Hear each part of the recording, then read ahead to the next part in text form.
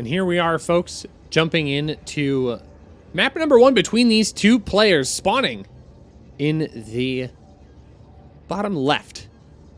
It's our red Protoss player for Alpha X. This is classic.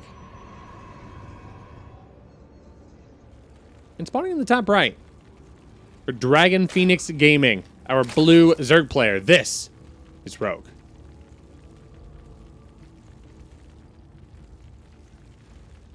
So game number 1 already underway here between Rogue and Classic. We're on 2,000 atmospheres, which is going to be one of the more standard maps in the pool. I mean, this is one of my first series seeing Classic actually play since he returned from his military service. What was it, at the beginning of August here? So, still excited to see how that is going to shape out in general. Oh, there we go. Sometimes you just got to double check and make sure all of the assets are there, right?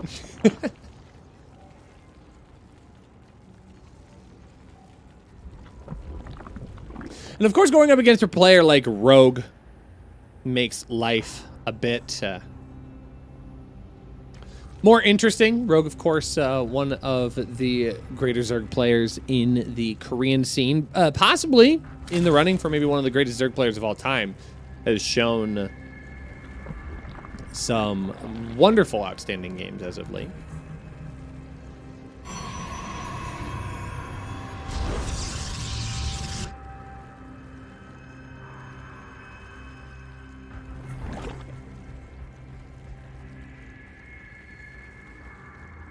We are going to see a pretty standard opening from both players.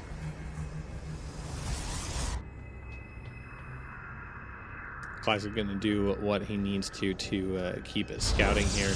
And I was about to say, we're going to have to see what comes up as the order of choice for Classic. It looks like Classic's going to opt into Stargate first. Only one gateway at the wall as well. I'm just going to open up with a couple of adepts. So. Rogue can take the hatchery at the triangle location. Now, what's going to come out of this Stargate here? Classic still kind of getting himself back into the swing of things. Is it going to be Void Ray or is it going to be Oracle? It's going to be an Oracle. So leaning into the older meta, if you will. Nothing inherently wrong with Oracle first. But especially right now in ZVP, that stock standard meta is still very confidently the Void Ray opening. But would be surprised to see Classic get some good damage done with this off of the cuff. It looks like Rogue's going to be able to get in here and spot a little bit of information here. We'll see the Stargate popping out a Void Ray second. That third base is going to come down here for Classic. It's actually going to come down pretty early, prior to the 4-minute mark.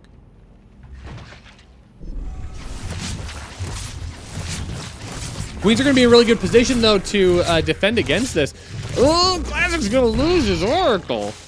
Ah! I mean, that's just, like, fundamentally not good.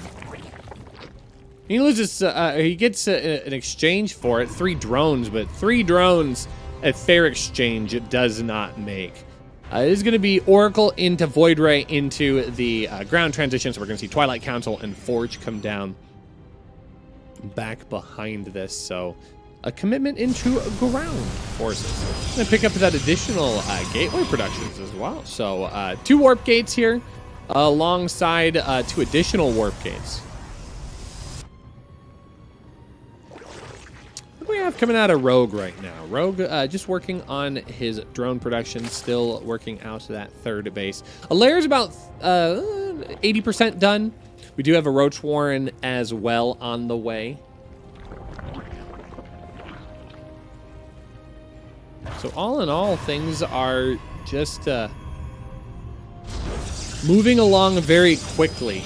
Additional gateway is going to be in production as well, so that's going to move us up to 6-gate technology. Oh, that poor Artosis pylon here.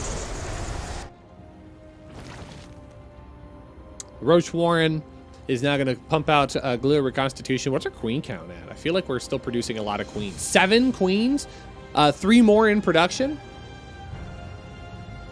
This is it's going to get dicey here. Nidus Network. So we're probably going to get a queen walk here. That is going to create some really, really nice aggression. We do have Lings out in different locations. Rogue has knowledge of the 3rd base location for Classic, and Rogue's got a pretty decent opportunity here. Now, this is going to be Archons. An Archon harassment could be really, really nice. We do have 1 robotics facility. A second one's going to come down here. The Nidus Worm is on the way. Okay. Classic now is going to need to be on the defensive, I think, because more than likely, all the queens are into the Nidus Worm. So these queens are just going to get across the map almost immediately. I mean, this is still a very scary position here. There are no shield batteries in this 3rd base location. And now that the Roaches are there, that's going to make things very clear. Yeah, Warp Prism is going to get pulled back home. So I think Rogue just immediately needs to turn his focus into the Queen Walk here on the opposite side of the map. Queens are going to get into decent position. And here comes the Warp Prism. The Warp Prism not going to get targeted right away, but the Archons are starting to chew through all of these queens right now. Where are the Roaches? The Roaches need to be body blocking for these queens. Now suddenly all the queens are gone. There's nothing to deal with the singular Void Ray that's up in the sky. Oh man, this is not the engagement that Rogue was hoping for at this point. How did this fall apart so fast? The Roaches weren't a part of the initial push, and you really need the Roaches to be able to body block for the Queens, because the Queens have much better range, and they're going to be able to pick away at the Warp Prism. They're going to be able to pick away at the Void Ray. They're going to get so much good damage done, but instead, now it's a reduced Queen count. That means the Void Ray is going to go unchecked. That means the Warp Prism is going to go unchecked, and all of these units are just going to start tearing things apart. Classic. Game number 1 comes out strong and holds the great push here by Rogue. I feel like the Zerg approach to ZVP right now kind of boils down to that Queen Walk, lest you let your Protoss opponent get up into the Sky Toss variation of their builds. Now, if Classic wants to try and run something a little bit more aggressive, maybe go with an Adept timing, Glaive Adept timing, or push in with that big death ball of Archon Immortal, Zealot, Sentry. And then it does kind of fall to the Zerg player to keep things in check, but I wouldn't be surprised to see Classic run a more standard opening here. And you're going to get Stargate first, which, I mean, this is actually my first game of Classic actually seeing live, so could very much easily still be the old meta, if you will, of dropping into the Oracle opening, get across the map and harass. Of course, right now, the current meta is to pop out that Void Ray. Void Ray does a really nice job of deflecting out any of the Overlord scouting of your opponent. But in all reality, could go either way. It's going to be Oracle. So, yielding to the lifetime favorite. What'd you get? Not a major deal. Oracle opening is still pretty strong, all things considered.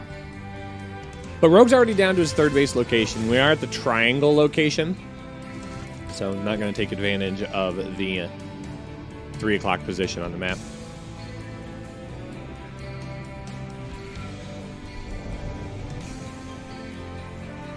But Rogue is going to be able to get in here and scout the follow-up Void Ray.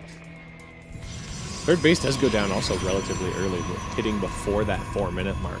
So that could prompt Rogue into a bit of aggression. Does seem that he is just going to continue droning up at this point. The Spore Crawlers are going to go down to help minimize a little bit of that damage. Already have one in the main, so that means Queen's already been pulled to the third base location. Which does give that a bit of good positioning as well, should the Void Rays want to come on in and find some additional damage. Ooh, so that's actually a really good defense by Rogue here, only allowing one drone kill. That is, that's actually pretty good.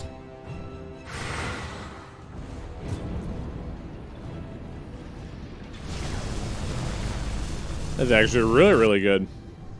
So it is going to be a follow-up ground-wise behind it. We do have Twilight Council. Twilight Council is going to come down with Charge. So this is going to be the aggression on Classic's end here. Depth are going to try and find their way into the third base location, and they will be able to pincer this this drone line just a little bit. There's not that many units here on the ground. It's just 8 Zerglings. And against 3 Adepts, that's not going to trade very effectively. Where are the Queens? The Queens are already out in the center, and that's going to cause a lot of damage here. Now, I believe these Adepts are going to be able to get up into the main base. There's still enough Adept DPS here to keep causing problems, but finally that will end up going down. It does come at the cost of 5 of those drones, which is a bit of a problem here. I think the Queens are wanting to do another Queen Walk again here. I mean, Lightshade's not a bad map for Queen Walking. But realistically, this amount of Lings is not going to be enough to find the damage that he needs to. I mean, that Oracle is just going to have way too much energy on it and it's just going to shred through those Lings. Void Ray gets brought back as well. And have we even produced any other units other than Zerglings? No. Just focusing on getting that third base fully saturated here. Rogue will be able to round that out. And that means he will be able to start developing into his Roach production. The Lings at this point just trying to find any sort of angle they can get, but there really isn't any. Classic has held things down back at home. He's sealed off with that unit in the wall. The fourth base is coming down for Rogue at a respectable time, but I mean, these Lings are just going to go down. Good Scout will see the follow-up here with additional gateways. The Warp Prism's going to come across. I mean, this is no pun intended. This is classic Protoss play. Going into the double Archon harass, we just really don't see a whole lot of that right now. But of course it makes sense because, like, it's probably part of Classic's DNA at this point.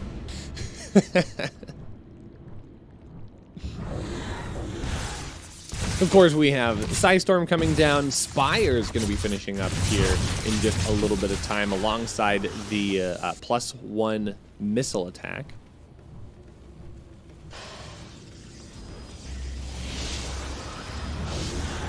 So we're really starting to button down a solid defense here for Classic. Now, this is starting to look like what I pictured in my head Classic's army probably looked like in game number 1 here. I mean, it's got those Archons, got those Immortals. The High Templar are available. Now, the High Templar are going to be a little less effective against something like a big Roach Swell, but right now it's 12 metas on the production tab. This still feels like it's going to be a big timing attack out of Rogue and kind of looking a little tiny bit clumsy here. The Warp Prism going to come along and try and get into that backside of the base. It is 8 gate production. So 12 of those zealots could be mega annoying. And that seems to be the case here, but both players are going to try and harass each other at identical timings. The first swell of Muta is going to come on in and try and mess things up for Classic. Now, did we lose the Warp Prism over here? I think we did. Yeah, we did. So the Warp Prism did end up going down on the heels of that attack. So now Rogue is going to be the person that has the major advantage here.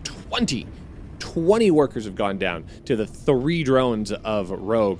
being able to pick off that warp prism was a major victory for Rogue, as his supply is just going to skyrocket as a result of it. I mean, 190 to 131. He's effectively maxed out at this point. Just a few more units will be added to finish this all off. Oh, why not just attack that? You know, yeah, just go ahead and cancel that. You don't need that anymore. Oh, here comes the additional warp prism. Now, 2 Archons, that's just scary enough. I mean, this number of mutas, Rogue were to try and magic box them, would probably be just fine.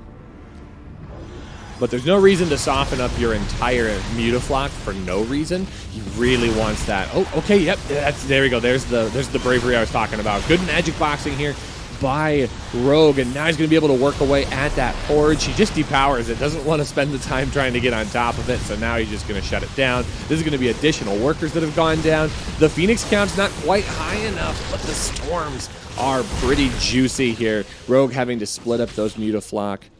But still, look at that supply, folks. 10 mutas have gone down. It's still a maxed out army here for Rogue. And now without the transition into that 4th base, it's going to be able to put pressure on this 3rd base once again. The shield battery has gone down, and now what is there to stop this? Phoenix are going to be able to deal some additional pushback, but, I mean, it's 89 supply.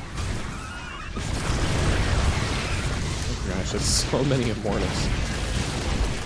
Yeah, the Muta Call was beautiful.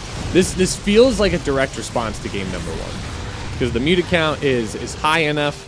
I mean, the upgrades are in good spot. Rogue is going to be able to even up this series here, this best of 3. 1-1, we're going to go to the rubber match. Yeah, it's funny. I mean, I lost my whole momentum and everything because of the issues that we had with game number 1. Rogues versus Classics history on Liquipedia is a 7-10 series in favor of Classic, but they're dead even on maps. Well, that's interesting. And that's lifetime? I'm surprised that they have only played 52 maps between each other. That seems like insanely low.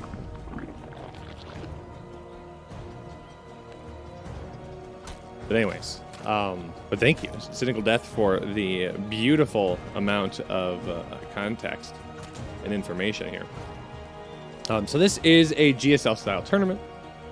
We've got 4 different groups of 4 players. We're going to play a GSL group style where 4 players enter into the group. We have match 1 and match 2.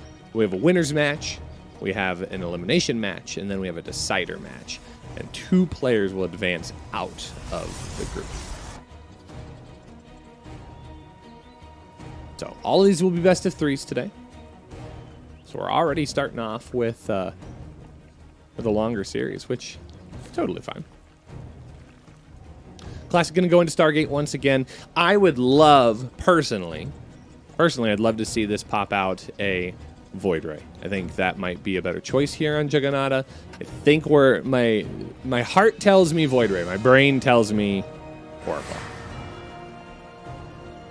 Yeah, the last matchup was in 2019. Yeah, because of the Classics military service. Yep, absolutely.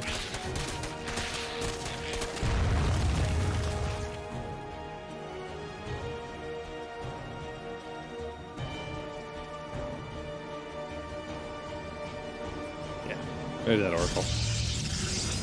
3rd base does go into the normal location here for Rogue, not taking advantage of the triangle spawn. I think this is probably more of a liability here on Juggernaut. I mean, this space is really hard to hold as a Zerg player without getting punished, so removing the frustration of having this base here and then having a Void Ray. Okay, I'm going to attack you here. Oops, now I'll attack here because your queens are here. Oops, now I'll attack here because your queens are here. I think is probably a smart choice. Because it's still going to be a Void Ray follow after the initial Oracle. Now, the Oracle is going to come out, and it's going to get completely turned around. I think it might have been... Well, no, I don't know if you can A-move an Oracle. I don't think you can. because you got to turn on the laser beams.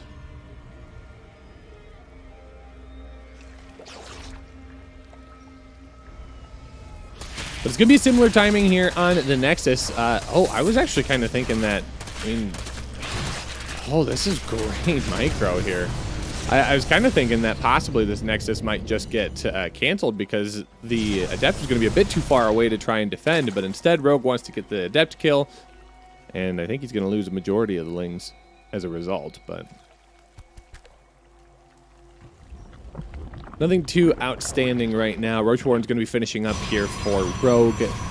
Ooh, we are going to get a follow-up Glaive Adept timing.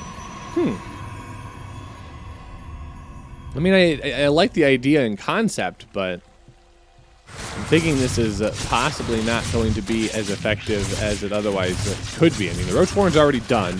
Roaches are going to be coming out. There is a robotics facility. Those Adepts are going to get cleaned up with no more major casualties. And then, of course, we have a Spore Crawler in the main base, although this is kind of cute here. Stasis Ward is going to be a smart response to that. Does he spot the Roach Warren yet? No, not necessarily, but I think it's probably a safe bet. Oh, he's going to be able to spot it. The Queens are walking. This is a really early Queen walk. Dark Shrine's going to come down behind this. Yeah, if the Queens walk at this time, I think this might just be a win for Rogue because Classic's not going to have anything. The Queens and the Roaches are always going to trade really well against the Adepts. And of course, Classic is going to invest into the Adepts. Mostly because of the sunk cost. I mean, he's getting resonating glaives. Yeah, and this is just now going to become a fight here at the third base location. This is a great Queen Walk spot because of the acceleration zone. And now there's tons and tons of Ravagers. Oh, but he's got to be careful. If he falls victim to this stasis trap, that's going to be a problem. So far, so good. Everything's going to stay back, but the Lings are looking to move forward here. Okay, Classic does bait forward the Lings, but it's only going to be 3 that get picked off, and now this is going to be a difficult fight for the Protoss player here. Great transfuses go down onto some of these Ravagers, but the Ravagers are not going to hold up as well against the Adepts as otherwise they might have against like something along the lines of Stalkers, and DTs are out now. And there's no detection here for Rogue.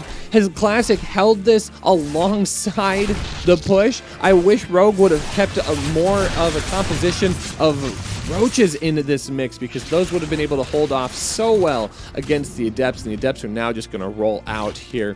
This is going to be an interesting trade situation. There's not that much back here at home to finish this. He's going to wall off at the natural. So that should be an indicator here to Classic that this might be an all-in scenario, but it buys just a little bit of time for Roaches to pop out. We're going to have to watch back and forth. The Queens are continuing to advance forward here. This is the follow-up to the great 2000s movie March of the Penguins. It is the March of the Queens. But I worry about the push potential here as things continue to move on forward. Granted, this is not very good base race potential, but Rogue is already losing so much as a result of this. And he has to try and deal with the DT. There is no detection back at home. So Rogue is going to try and settle for a base kill, but he loses his lair in the process. Oh, this is so scrappy. This is ridiculously scrappy here. Oh, he's going to lose the spawning pool as well. The Queens are just kind of caught out. And yeah, he's just going to recall. Like, why wouldn't he? Why wouldn't he just recall? So in this situation, like this is kind of ugly. You've got Rogue, who's been sent all the way back to hatchery tech. You've got Classic, who is going to have to try and figure out where he's going to take his third base. I mean, obviously it's going to be here. So you're going to want to try and delay that. But he might also just, he might just produce. I mean, he's going to toss down 4 more Gateway behind this. He still has DT, so Archons are on the menu. What a scrappy game number 3 here. And neither player really wants to give it up. The hatchery is going to go back down. There is no reproduction of the lair at this point. So that is worth noting.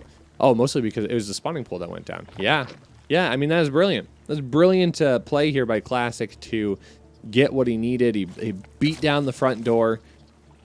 He took out exactly as much tech as he needed to get. Now, the upside here for Rogue is Rogue's been able to produce a little bit of roaches, so despite the fact that he's been a little broke, he has not been completely down and out on his unit production.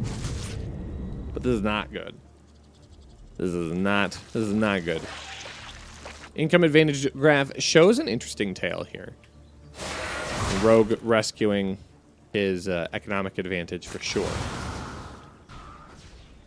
But Classic is going to be able to recover from this very, very quickly. Once that third Nexus finishes up, that economic advantage swings very, very fast into his favor. But I feel like it's possible Rogue might just be building up for another Queen Walk here. The upside to the retreat there was the Queens are alive.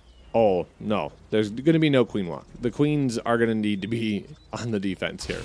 I mean, this is a giant army out of Classic. Rogue's got the supply advantage on the army, but I just don't think he's going to have the matchup advantage.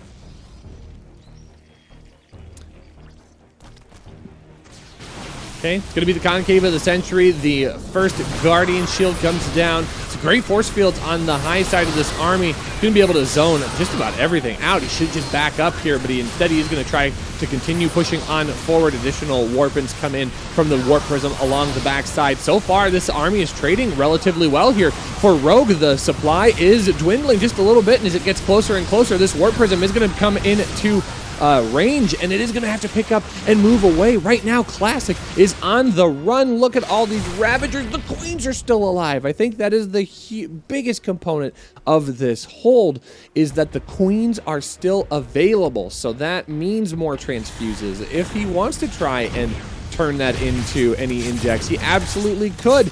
He's not going to have enough DPS to get that Warp Prism out of here, but there is going to be follow-up aggression back at home. There are no shield batteries, so this time this hold is not as scary.